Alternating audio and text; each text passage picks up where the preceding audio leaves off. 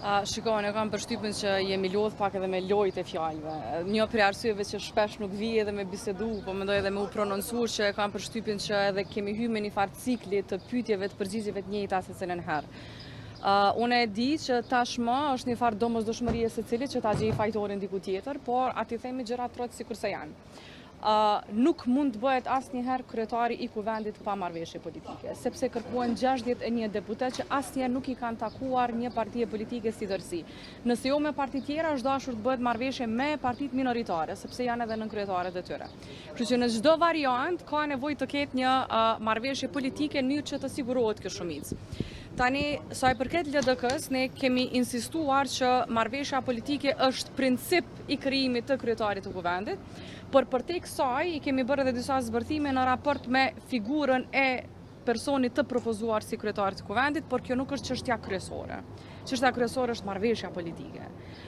Çështja dytësore pastaj për ne është çështja që ne nuk jemi të obliguar ta votojmë një person në mendsinë antikushtetuese të cilit ne nuk e gjejmë veten në kuptimin e asaj se kush duhet ta përfaqësojë kuvendin e Republikës Kosovës. Sa i përket prononcimeve të deputetit Kuti, nuk vlerësoj që as kam nevojë më të komentoj, për faktin që ne kemi parashtruar kallëzim penal ndaj tij, sepse mënyra se si ai vazhdon të shkojë në qeveri, të shfrytëzojë mjetet e qeverisë, të marrë veprime të kundërlidhshme, e bën plotësisht të padenj që ta komentoj. Kjo nuk ka të bëjë me individin në fjalë, ka të bëjë me institucionin dhe mendoj që para së gjithash, para se të shohemi në terma individual të trajtimit, sepse unë kam parasysh që jo secili ka bindje të njëjtë, por ne po flasim për institucion, nuk po flasim për individ.